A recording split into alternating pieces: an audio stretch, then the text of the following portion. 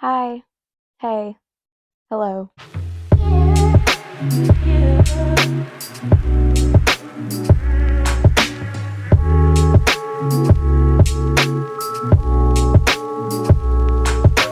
So for the new year, I have this idea that I want to start off picking books in a fun way of some sort.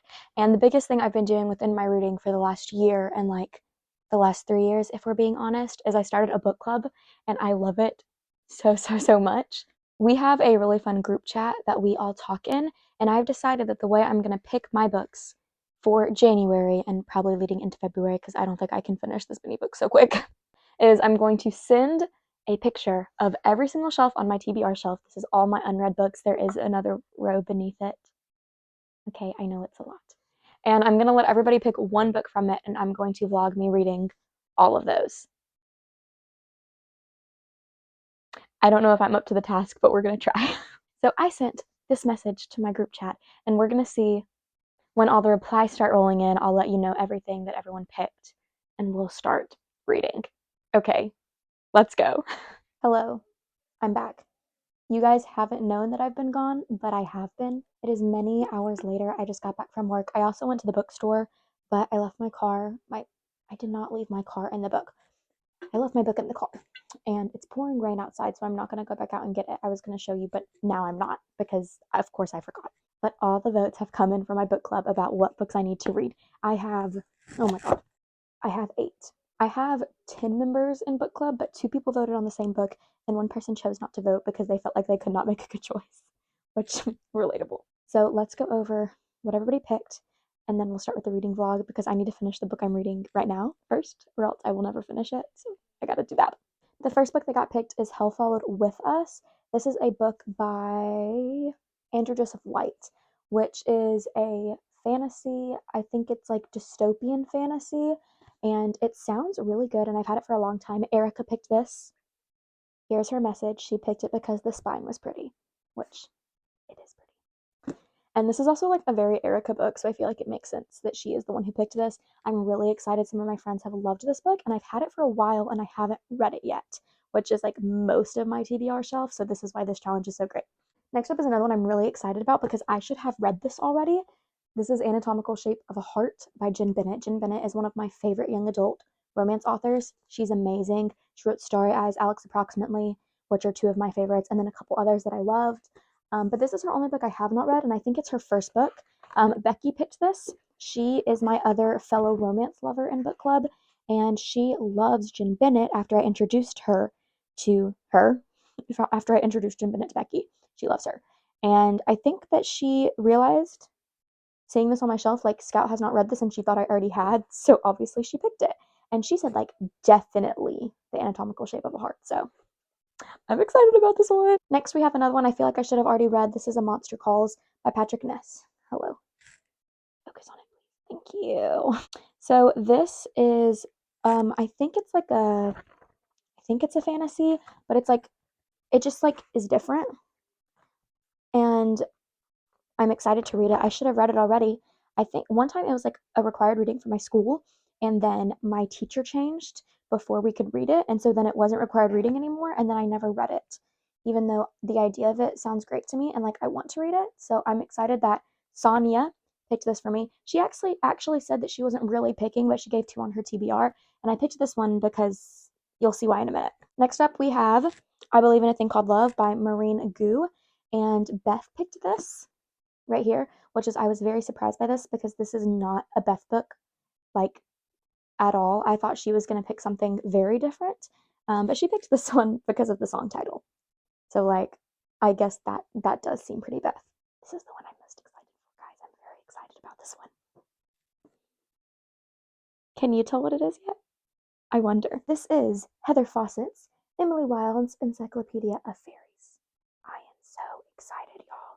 I have heard nothing but good things about this book, and it just kind of like seems like my type of thing. Like I feel like I'm in for a good time with this one. And also this copy is just gorgeous. It's got deckled edges, it's got the inside flaps that I love. Like I'm so hello. I'm so excited about this one. You guys have no idea. And Barbara picked this one. She was another one who said that she didn't really feel like she was valid to pick because she didn't know many of the books, but this one sounded cool. And I'm so glad she picked it. Next up, we have a very different book than what I typically read. This is a memoir. This is Educated by Tara Westover, which is actually going to be our book club book in May. But Miranda here said that I should just go ahead and read it because it's spectacular. So I don't read memoirs or like nonfiction in general very often. So I'm pretty excited to dive into this one. It's like one of the only memoirs I've ever like actively wanted to read. So I'm pretty excited. I actually just found this today. It got added to my TBR shelf like 5 minutes before I sent the photos. So this is definitely the newest book added to the TBR that we're reading. Our last romance. This one was voted on by 2 people, my mother and Tracy. Cheryl is my mother. And that is Icebreaker by, who wrote this? Hannah Grace. Icebreaker by Hannah Grace. This is a very popular one. I'm sure you've all seen it. My mom, I think, picked this for me because she knows I like just got out of a year-long reading slump, and I've suddenly decided to do this challenge where I'm going to read 8 books in a month, which is like maybe I'm being a little much here. But romances are easy, and this is a hockey romance, and hockey romances are like my favorite genre of romances if you can consider hockey romance a genre all on its own, which at this point I do. Okay, I love hockey. There's something about it. And our last one is one I'm honestly a little scared for because coming out of a reading slump, I don't know how this is going to go for me. But we're going to try it. I love this author. I've had this on my TBR for years. I have to read it at some point, and that is Circe by Madeline Miller. This one came from Catsy. Thank you, Catsy. I am also terrified. Circe is supposed to be amazing. I'm excited to read it. I'm also a little bit scared. I may be saving this for somewhere near the end once I've read a bunch of books and I feel confident that I can actually read again. This one, I just want to flex a little bit. So it's got deckled edges, which is gorgeous, but it is also, everybody get excited. I have to actually get to the right page first. I think it's the next page. Look at this. Look at this. I found this at another library sale. If you don't go to library sales, you need to go. This is signed to a lady named Judith. I do not know who Judith is. I have never known who Judith is. But this is very obviously one that got signed at maybe a book signing by Madeline Miller. Like, that is her signature and pen, and it says, "Witches are not so delicate, best wishes. Madeline Miller," for Judith. I'm going to pretend like I am Judith while I read this. So these are the 8 books that I'm going to be reading this month, maybe into next month as well. I don't know what order I'm going to go in. I don't know where I'm going to start, but you're going to see it in like 2 seconds. So I guess you know better than me.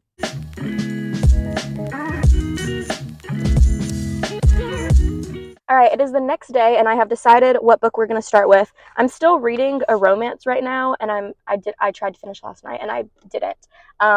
So I needed something very different and short to start with. So we are going to be reading A Monster Calls by Patrick Ness. I'm really excited about this one. This one was Sonia's pick, and we're going out today. I'll try to read some while I'm out, but who knows if I'll get any done. So.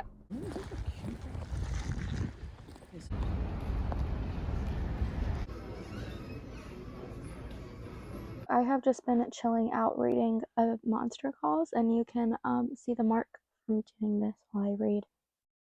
I should have tried to get that to chill out a little bit before I started this video. But I figured I would update you guys on this book right here. So this follows a 13-year-old Connor who is going through a hard time. His mother has cancer and she's going through treatment, and she's obviously not doing well when we start this book.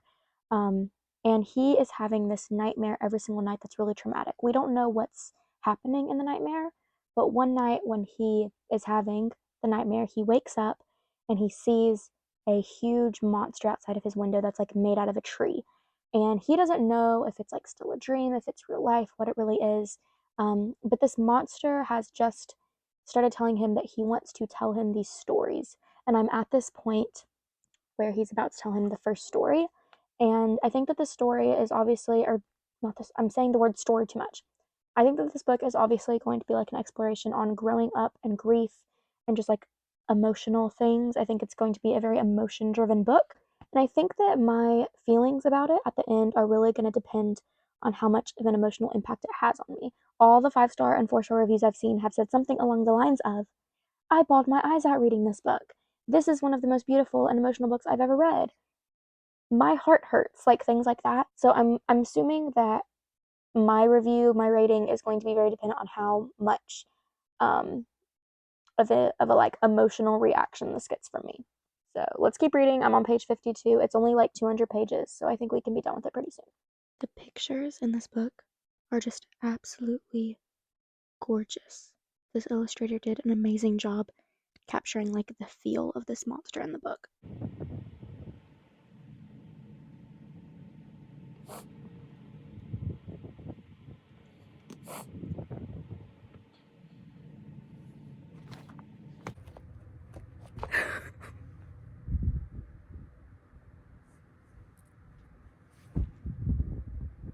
Y'all aren't gonna believe me on this because right now I look like I just watched The Notebook and then The Titanic and then watched them 5 times. But I usually don't cry when I read books, like even books that people say are sad. And I just I just bawled my eyes out so bad. I went into the living room because I needed to hug my mother. Okay. Okay. Do we get it? So this book, A Monster Calls by Patrick Ness. This is the best way I can explain it. I can't tell you guys really why I'm crying. So in this book, the whole book, Connor is having this nightmare, and we don't know what the nightmare is. We don't know what the nightmare means. We just know that he is this sad, angry 13-year-old whose mother is very sick. And oh my god. I have to think. So he is having this nightmare, and people were saying, that this is like the saddest book, and I was like, okay, it is sad. Obviously, this book is about sad things. You have a 13-year-old kid who is obviously angry at the world and angry at his family and just sad. His mother is dying. Like, it's a sad book. But you don't know what the nightmare means, and you don't know what Connor is like truly, truly thinking throughout the book. And this monster is telling these stories that, I mean, like, I understood the stories, but I had no idea really in relation to the book what their context was, why we were hearing them. And then everything in the last 2 chapters comes together, and you see his nightmare and you see what correlation the stories had to his story. And it just broke me. It just absolutely, I had to go hug my mom because I was like, this is the kind of book that just makes you need to love your parents. And I'm sad. And so now I think I'm gonna wrap up my night by finishing my romance because I need something happy. Also, I didn't even say, but I did decide to give A Monster Calls. I keep on wanting to say A Monster is Calling. That's not what the book is called. I decided to give A Monster Calls 4 stars. I think if I was rating it purely off of like personal intrigue and enjoyability and like how I appreciated the book, maybe it would be more like a 3.25 or 5. But I feel like it earns a full star purely for how it was written, how well written it was, and how it obviously did something. It obviously did something to me. So let's go to the next book.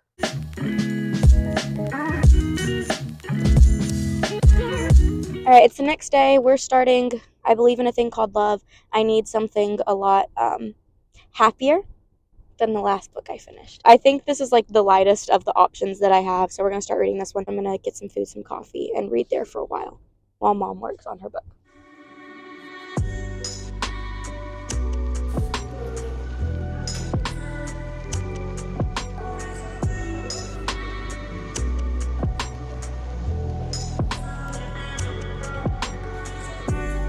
So I was able to get through a good bit of I Believe in a Thing Called Love. I'm on page, I marked it with a straw wrapper, 87, chapter 8, or step 8, as this is called. So this book is about our main character named Desi. She is very good at everything. She's like a great athlete. She's gonna be valedictorian of her class. She like gets stuff done. But the one thing she is very not good at is flirting and getting boyfriends because she has to have a major character flaw. She just constantly is failing. She's very clumsy. Every time she tries to flirt, it goes like horrendously wrong. Like she coughs all over someone or her pants literally fall down. It's kind of It's just kind of ridiculous at this point. But and like chapter 2 of this book, this new boy comes to school. His name is Luca Dracos. Very mysterious. But she decides this is the guy she wants to like actually get with. And she uses her father's love for K-dramas, which she does not like, and realizes that in K-dramas there's like this exact plan. If you watch K-dramas, which I do and I love, you would know there is a very exact formula to it all. And she uses that basically to try to get Luca to date her. This book was written in 2017, or it came out in 2017, so it was probably partially written in 2016. And you can tell like it feels very 2016, 2017.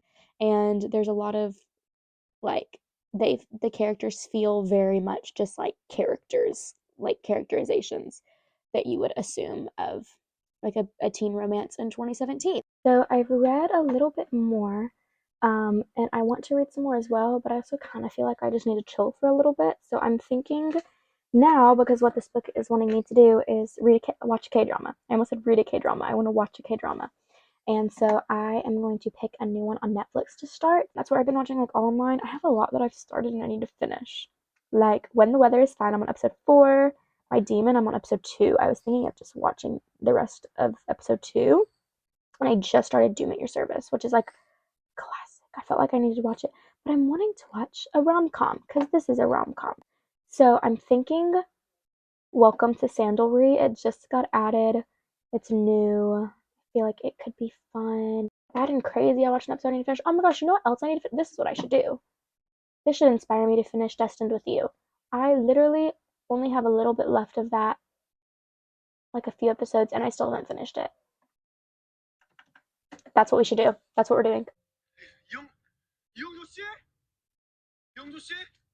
It's going by pretty quick, so I might be able to read this and another book today if I want to get all the reads done by the time I've allotted for this vlog. It could have been aged down, and I would recommend it alongside Little Prince. Alright, I am on page 152. I Believe in a Thing Called Love. And I'm gonna be honest, I'm just like I don't like it. It's not good. It's so just cringy, and I can't like it's God.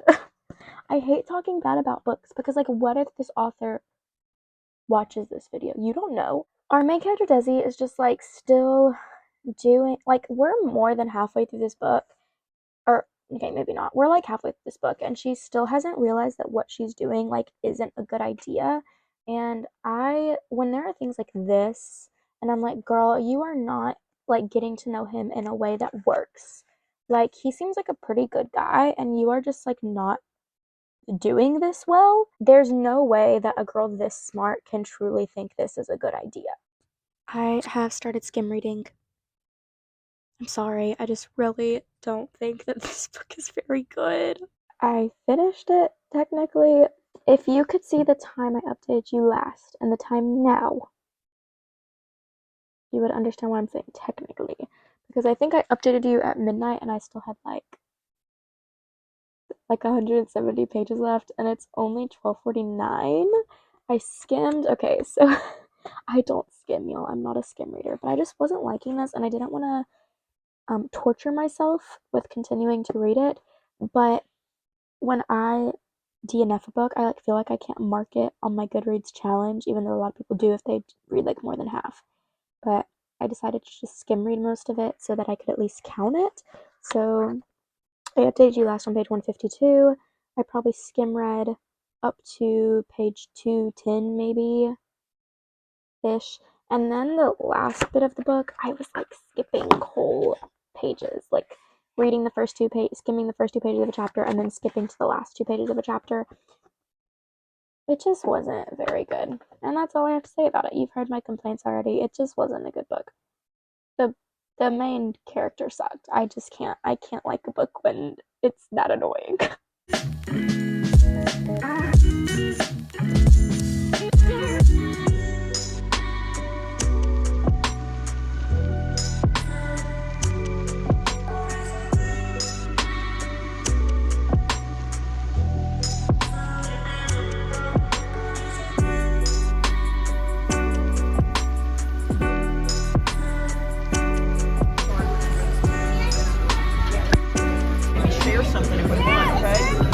I am back in Alabama and I am halfway through with Hell Followed With Us. Only halfway. So this book I'm really enjoying so far. It's very unique. It's very different than like any other book that I've read. The world is very unique. It's all about how religion affects queer people, specifically queer teens in this book, how toxic religion affects them. And it's very, very interesting. But I will say, it's taking me a long time to get through it. And I think it's because of a couple reasons. It's very, very gory, right? Like some of these pages, I'm reading them and like the gore level is pretty intense throughout the entire book. And so reading like page after page of it is slowing me down a little bit. And then I would also say that the world isn't as fleshed out as it could be. And I've seen this complaint in a couple reviews that I had seen before I was reading it. Like my friend read this and I read their review when they first read the book. And they said that their main complaint was that some characters and then the world specifically wasn't fleshed out enough. And I would agree with that. I think if you don't read fantasy a lot, this could be difficult to get. There are still some things that I am not fully understanding. And so I would say that's kind of slowing me down a little bit. And then my other main complaint right now is that I wish that our main character, Benji, was a little bit more like I wish he was given a little bit more of a personality. That sounds really bad. He has had a lot of crappy, awful things happen to him. Like one of the worst backstories I've read. Like poor dude is going through it. And when I say more of a personality, it's not that I don't like this character, but because of when this is taking place, all of his personality is about the things that have happened to him and that are currently happening to him. And it's like he doesn't have actual personality traits besides the trauma that he's going through right now. And I wish that he had a little bit more so I could feel more connected to him as a main character. But those are kind of my only complaints right now. It's a good book. I like the writing. It's just taking me a while to get through it. And I really want to go to my next book, you know? So that's where we're at. Do these two covers not look like of a very similar style, but they're not by the same person? Kind of throwing me off.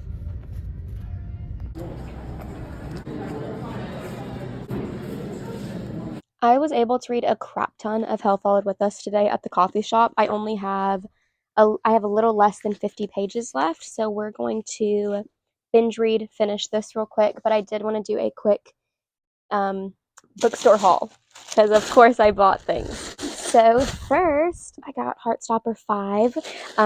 I still hadn't read this. I actually think I still need to read 4. I think I read part of Heartstopper 4 and never finished it, so I need to read Heartstopper 4 and then I need to read 5. And I need to finish season 2. I still haven't watched all of Heartstopper season 2. And look at what my bookstore had to go with it. So cute. And then this is what I was really excited for. This is Stay With My Heart by Tashi Bhuiyan, who wrote Counting Down With You and what was the other one? A Show for Two. I loved Counting Down With You. Show for Two was like good, but it wasn't my favorite. But this one, y'all, I'm so excited for it. Tashi Bhuiyan, like me, is a huge a Stray Kids stan, and this isn't about a K-pop group or anything, but there are multiple references to Stray Kids just within the title. Stay, and the band name is Third Eye, which is a Stray Kids song, and at the beginning of the book there is quotes from Levanter, which is one of my favorite Stray Kids songs. This is everything I want in a book. I'm so excited to read it. Okay, so I finished Hell Followed With Us, and I started this book, like really started trying to read it on like January 10th, maybe January 9th, and it's January 17th. This book took me forever to finish. And I think what I've decided is that I'm going to look on Goodreads through a couple reviews to try to make my mind up about either a 2 or a 3. I can't really decide what it is.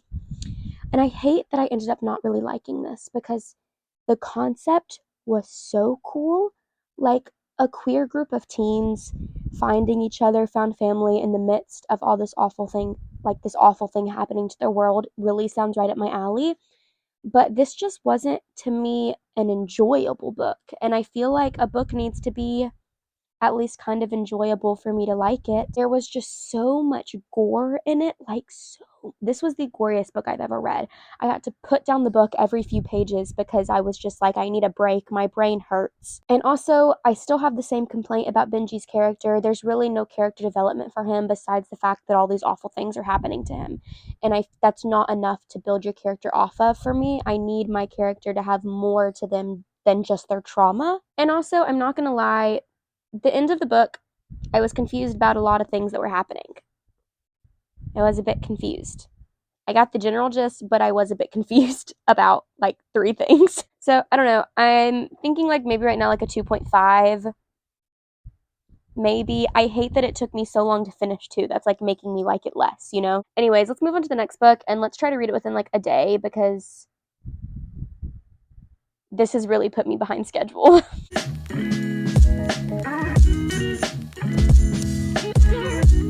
I have been off of work I was off Friday because I went to Tennessee. Monday was Martin Luther King Jr. Day, and then we had Tuesday off as well. Today's Wednesday. No, we ended up having, today's Thursday. We had yesterday off too. So it's been a while since I've been here. I did find Icebreaker. It's on Spotify Premium's audiobooks. So I'm going to listen to it while I do my work until the kids get here. I have been making a lot of progress in Icebreaker by Hannah Grace. I am currently like 40% of the way through. I'm not exactly sure what page. I think like around 165-ish.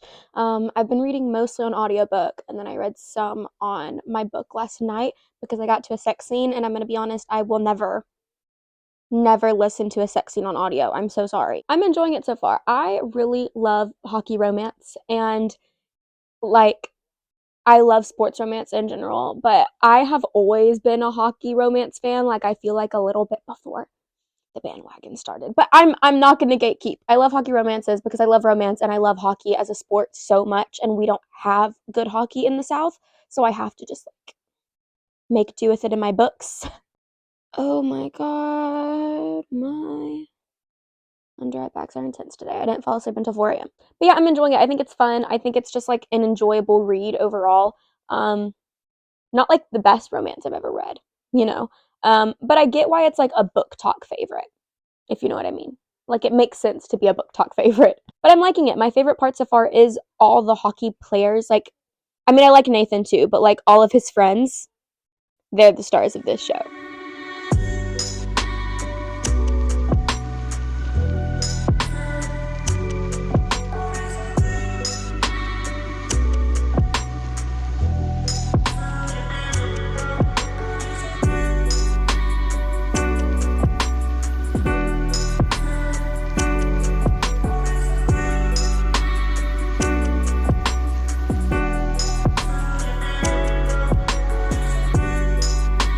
I need to pause.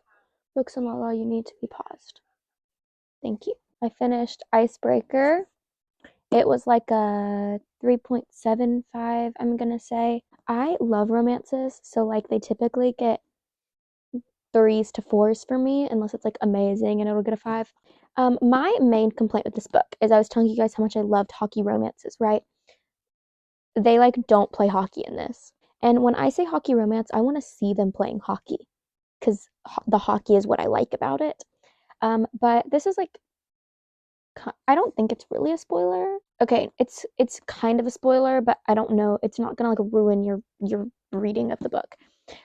There's a reason something happens in this book to where Nathan, our main character, cannot play hockey for like most of the book. So there's literally no hockey being played, which pisses me off. Also, this book had like a lot more sex scenes than I was expecting, and I was listening to it on audio for a lot of it, and that's just too awkward for me, so I was skipping a lot. Or I would like stop the audio and then read that chapter, and then I would put it back, and then I would continue with the audio. But I'm not kidding. This book is like 430 pages, which is a little too long for a romance like this, in my opinion. And I think it could have been like 370 if you would have just taken out some of the sex scenes. I don't know. Maybe I'm off on that. Still fun. The best part of this book was definitely the whole hockey team and like their friendships. Yeah. 3.75. Next book. I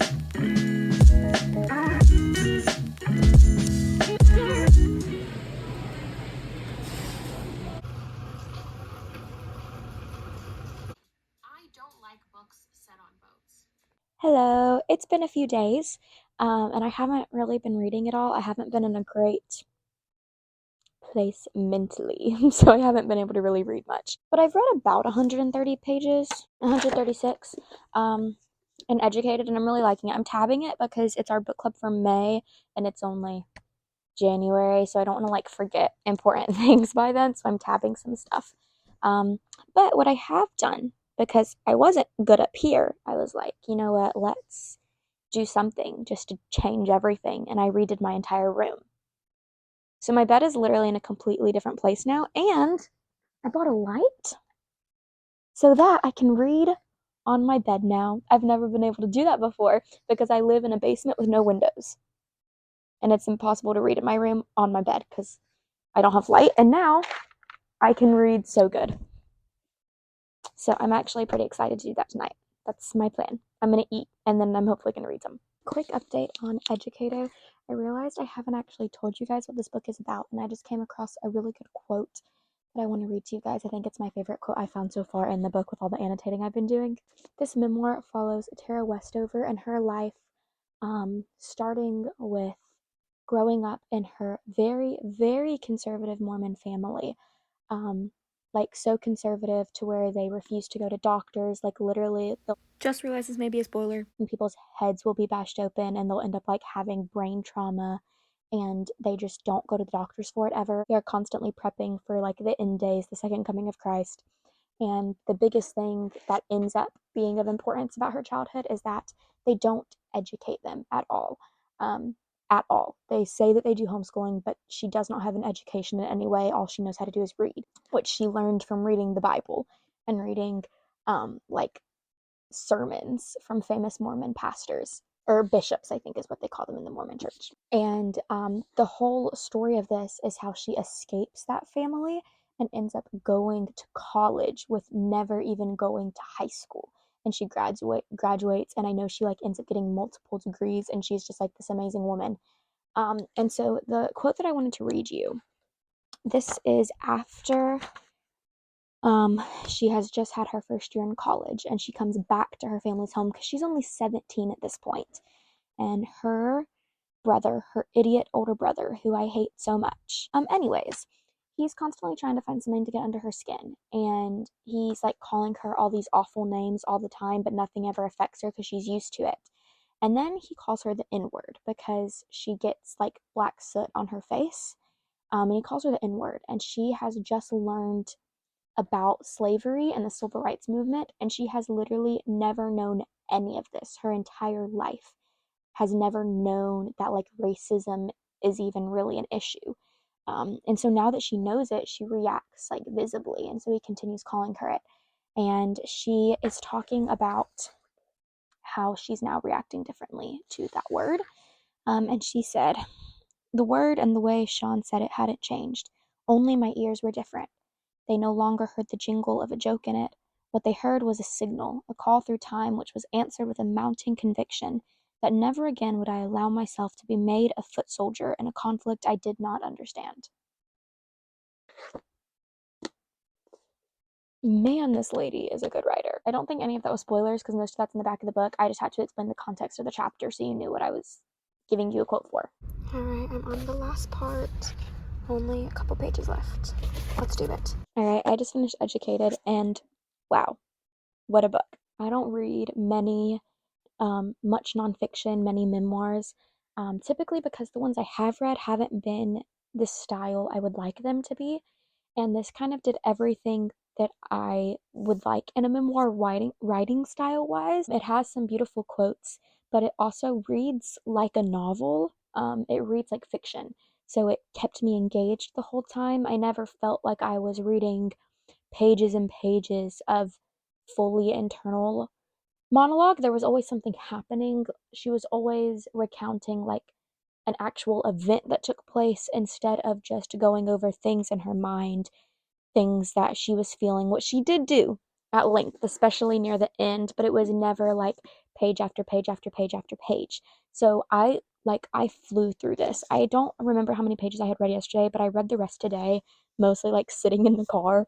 It was amazing, spectacular, 5 stars. This is the first 5 star I've given in this video, which Yes! And I'm really hoping for one in the next one because I think it is the other book that has the best chance to get a 5-star from me.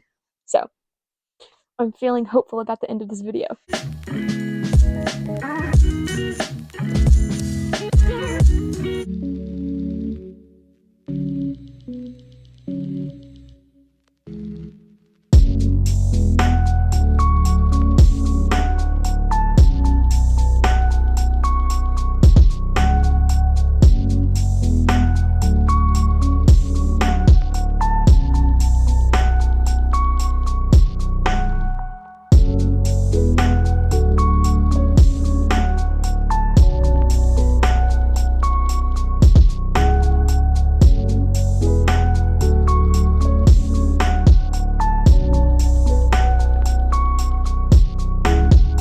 Alright, it's Sunday. I just got back from church, but before I went to church this morning, I went to a local coffee shop and got some reading done on Emily Wilde's Encyclopedia of Faeries.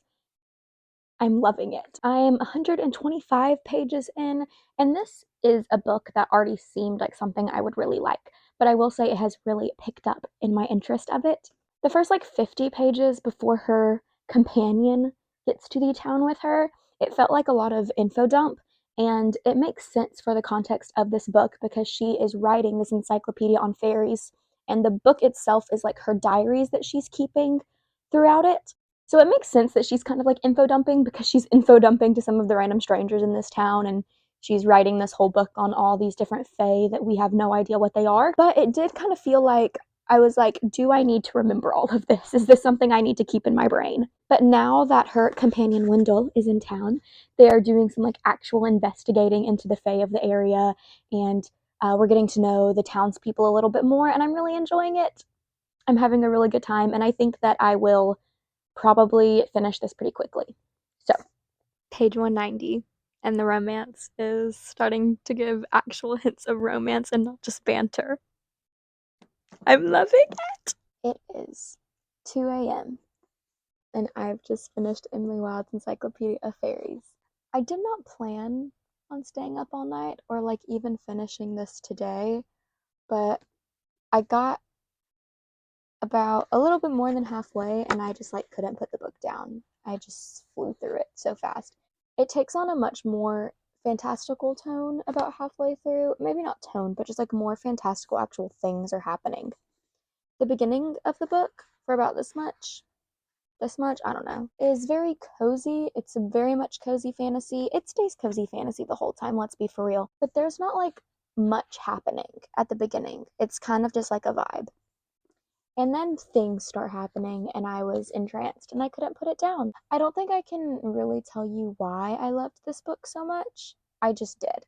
It's just a lot of things that I like in fantasy, and I had a good time, and I gave it a 5-star on Goodreads. It's more like a 4.5, but I rounded up on Goodreads because it feels more like a 5 than a 4. I had a really good time. But I also really need to go to sleep now. I have work tomorrow.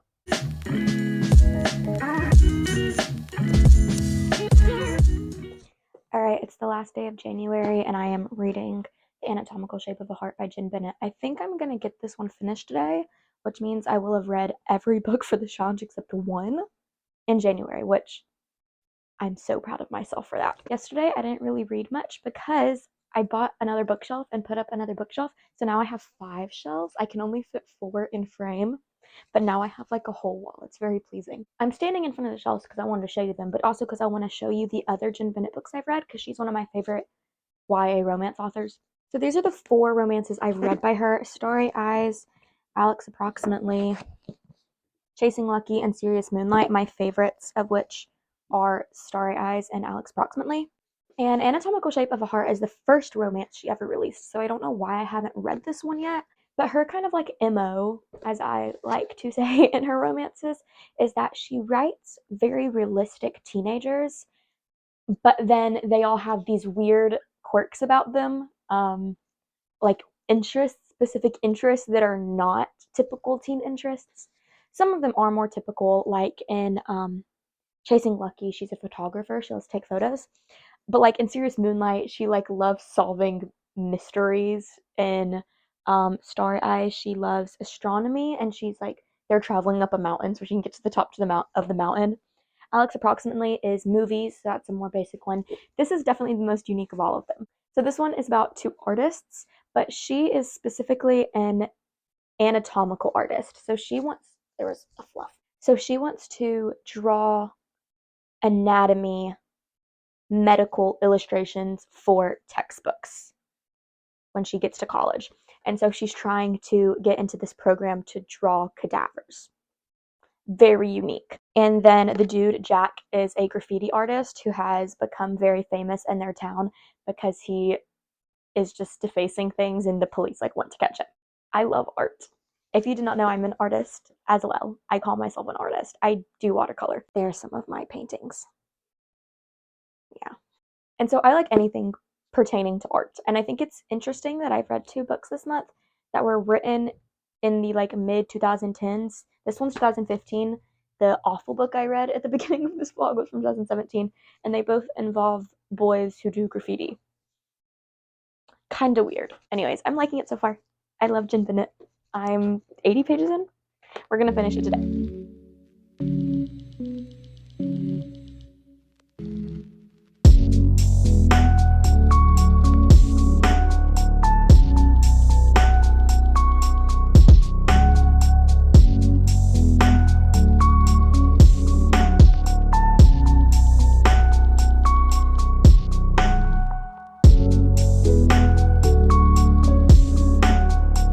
I forgot to update you when I finished this book, but I did finish it. I gave The Anatomical Shape of a Heart a 4 out of 5 stars. I really liked it.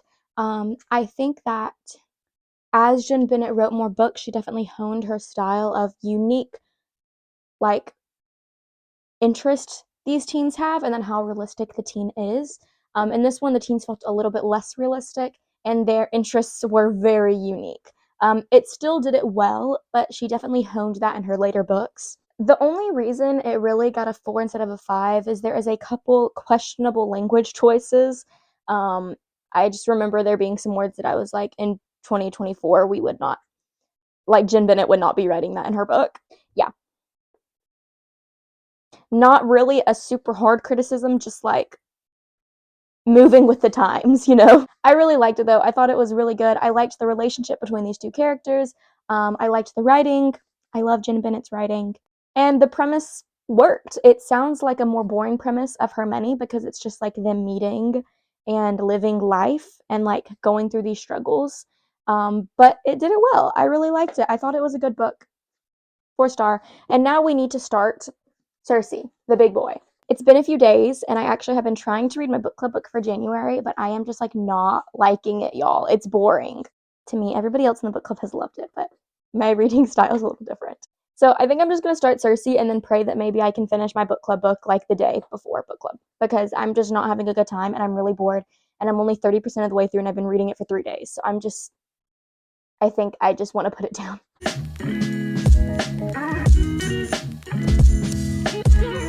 Okay, it's about time that I updated you on this book. So, Circe by Madeline Miller. Oh my god, this is amazing. I haven't updated you because I've been having such a great time reading it that I've just forgotten to vlog. Like, I sat down and I read 150 pages in one sitting, then I sat down and I read another almost 150. I'm now on page 280. I should have known that I would love this book, and all I'm feeling right now is anger that I haven't picked it up already. I loved Song of Achilles so much, but I'm gonna be honest, Greek mythology retellings during Greek times intimidate me. They are kind of hard to process sometimes, and as a Greek mythology lover, I don't want to feel stupid. So this one is in hardback, and the hardback kind of scared me. Okay, my Song of Achilles was paperback, and it was a little less intimidating. But Madeline Miller's writing, she is just some of the best that I've read, and she makes Greek mythology so accessible. It still kind of has older sounding language, like if you were reading the Odyssey or the Iliad, but it's so accessible because she doesn't try to make you remember all these characters you don't need to remember. If you need to remember a character's name, she's going to like repeat it so you remember it. And you don't have to feel worried constantly that you're missing something. You're not missing things. She makes sure you get it. But this story takes the story of Circe and makes it, updates it kind of, gives her more agency and gives her more depth to her character. it extends her story past just Odysseus coming to her island, and it gives her more things that she goes and she does, and gives her more people that come to her island. And it's this feminist retelling of it. It's a story about getting your power as a woman. It's a story of motherhood and of a woman's agency and like providing for yourself. It is amazing, absolutely spectacular. I I cannot imagine a world in which this is not a 5 star. Like, I don't know what the ending could do to make me not give it 5 stars, but if I end up giving it 4, you knew it's something I really didn't like. I would go so far to say I think this is one of the best books I've read in a very long time.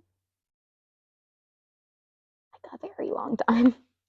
I'm so happy I'm ending on this because I told you guys in the last clip I was reading my book club book and I just cannot stand it. And I was really worried that if I didn't like this book, then I have all these videos I want to film in the upcoming month, 2 months, and there's books I want to read for them. And I was like, oh, I cannot end on a crappy book and start out my February not good and get back in a reading slump. But y'all, this is just making me want to read constantly. Like, I'm at work right now and I sped through the stuff I needed to do at the beginning of the day so I maybe can get 10 minutes to read. Like, I'm loving it so much. All right, it's the same night and I have officially finished Circe. Of course, it was a 5 star. I can't get over this book. My review that I wrote on Goodreads was just like, I wish I could read this book forever. And that's exactly how I feel. I finished this and I was immediately like, no, there should be more chapters. Please give me more. I'm going to not spoil necessarily, but if you do not want to know the feeling the end of the book gives, so like if you don't want to know if it's sad, happy, uplifting, outright depressing, like don't watch this part. I'll give you a little timestamp to skip to. This book, after reading Song of Achilles, which I will say is an absolute tragedy, Song of Achilles is so sad. This book really pleased me with how I did not want to die after the ending. It was actually like a good, happy ending, and Circe gets to live a life that she's deserving to live, and I just think it's amazing. And it made me so happy because, and maybe you don't want to know the feeling of the end of this book. I don't know if that's something that you care about. I usually don't. But throughout this whole book, because I read Song of Achilles, I was expecting to be heartbroken.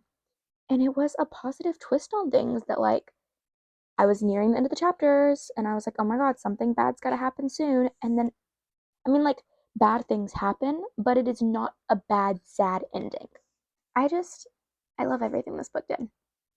I love everything it did. I think it has so much to say on growing and becoming more than who your family is, and on motherhood and the power of motherhood. There is just so much to love about this book. So much. So much to love about it. It's so good. Obviously, a 5 star. I would go as far to say that I think this is now in my top books of all time. And I just finished it. I cannot imagine how much more I'm going to love it the more I sit and think on it. This was an amazing end to this video. This is definitely my favorite book I read in this one. Thank you so much, Catsy, for getting me to finally read it. Okay, to wrap our video up, these are the 8 books that I read this month. We had a wide range of ratings. I literally rated a book every single star ranking you can give in this video. We had a 1 star, a 2 star, a 3, a 3.75, a 4 star, a 4.5 star, and 2 5 stars, which are the 2 books I would say are the least like the type of books I typically read. Up here is my ranking, top to bottom, favorite to least favorite in this video. I would definitely call this video a success on all counts because I discovered a new all-time favorite, I think, as well as definitely tried out some new types of books that I haven't read in a while, and also read some books that I have seriously been needing to get off of my TBR shelf. Thank you to my book club members for participating in this video, and I cannot wait to see you guys again in my next one. Bye!